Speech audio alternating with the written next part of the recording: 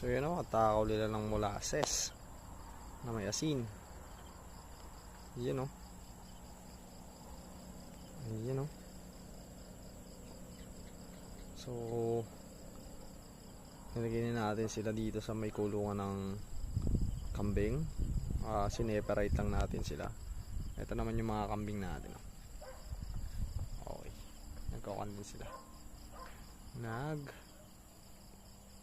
Mga lang to, lumidila rin ng pulot na may molasses sa bongbong. Oh, naiinggit ka dyan. Nandito sa inyo. Ayun o, nakakatawa sila o.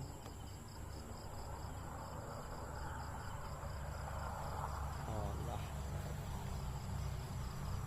Uy, gustong gusto ni malakas o.